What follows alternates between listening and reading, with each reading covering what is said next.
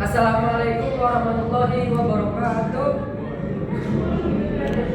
Kami dari kelompok 9 ingin mempresentasikan tugasnya Pak Sudar dengan judul Deep Learning dan Kurikulum Berbasis Cinta.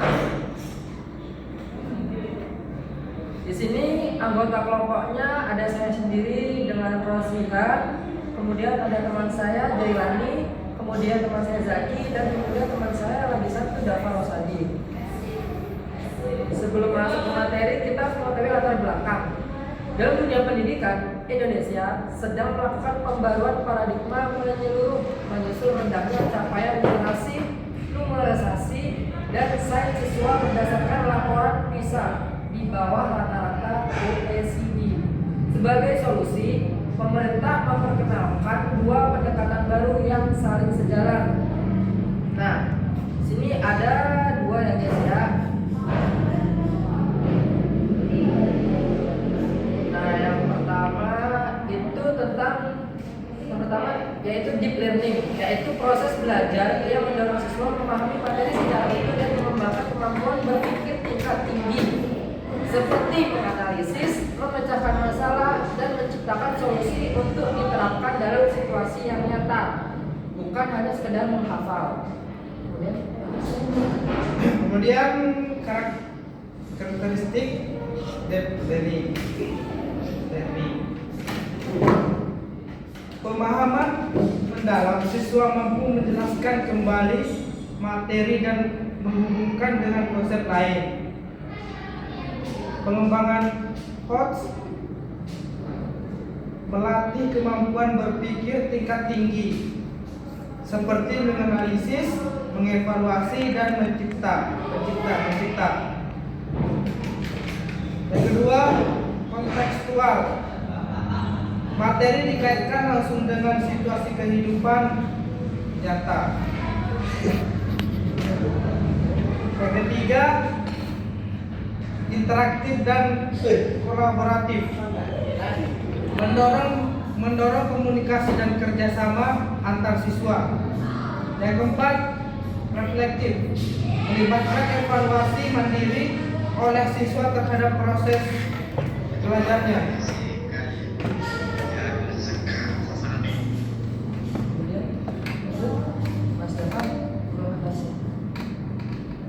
Selanjutnya yaitu implementasi dan output. Pembelajaran mendalam diterapkan melalui model aktif seperti problem based learning atau PBL, project based learning atau PJBL, inquiry learning, dan discovery learning. Kesimpulan, pendekatan ini bertujuan mencetak generasi yang adaptif dan inovatif yang tidak hanya menguasai teori, tetapi juga menguasai keterampilan abad ke-21 yang siap menghadapi tantangan masa depan. Nah, kemudian ini adalah yang kedua, pengertian mengenai kurikulum berbasis cinta, yaitu pendekatan pendidikan yang menjadikan nilai cinta sebagai landasan utamanya. Konsep ini hadir sebagai respon terhadap tantangan modern seperti rendahnya pencapaian akademik, kemerosotan moral, kekerasan, intoleransi, perundungan atau bullying, dan menurunnya kepedulian sosial. Kemudian selanjutnya itu ada filosofis dan hukum. Yang mana filosofis atau humanisasi pendidikan adalah proses memanusiakan manusia. Siswa ditetapkan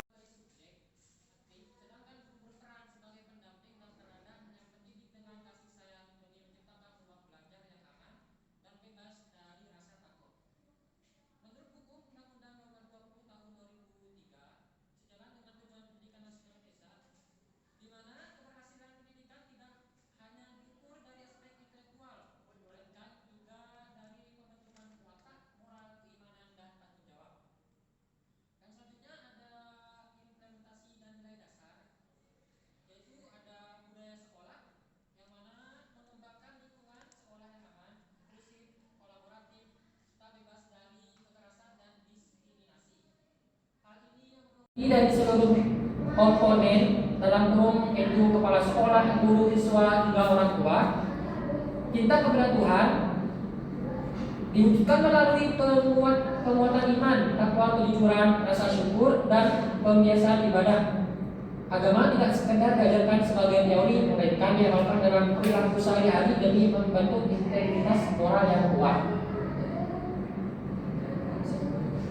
Selanjutnya integrasi keduanya. Integrasi ini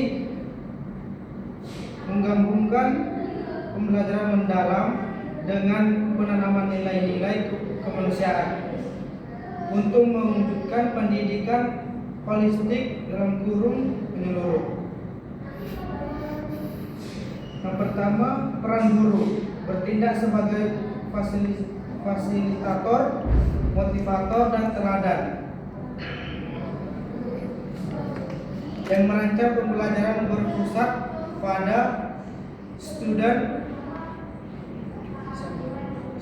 central. Yang kedua, model pembelajaran menggunakan metode aktif seperti project based learning, problem based learning, inquiry learning, dan kolaborasi kelompok untuk melatih keterampilan abad ke-21.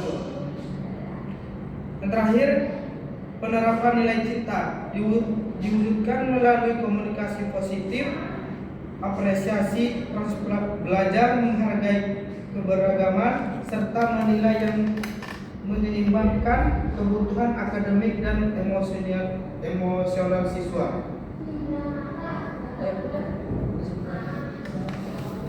Terakhir itu kesimpulannya, integrasi antara deep learning dan kurikulum berbasis cinta adalah strategi tepat untuk mewujudkan pendidikan holistik di Indonesia.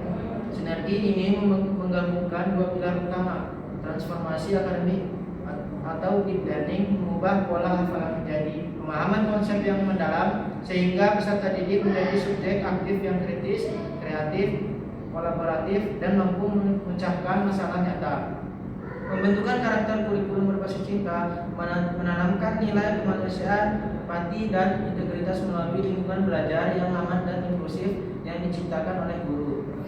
Intisari yaitu melalui pengamuan ini, pendidikan Indonesia tidak hanya melahirkan generasi yang cerdas secara intelektual dan adaptif terhadap perubahan, juga memiliki kecerdasan emosional, sosial, dan moral untuk berkontribusi bagi masyarakat dan bangsa.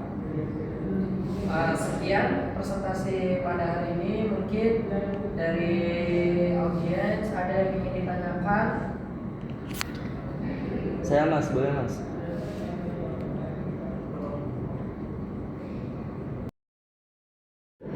Terima kasih untuk pertanyaannya Mas Haji. Untuk yang lainnya mungkin sudah cukup ya. Kita akhiri pertemuan pada malam hari ini. Terima kasih. Mohon maaf apabila ada kesalahan kata. Wassalamualaikum warahmatullahi wabarakatuh. Wassalamualaikum warahmatullahi wabarakatuh.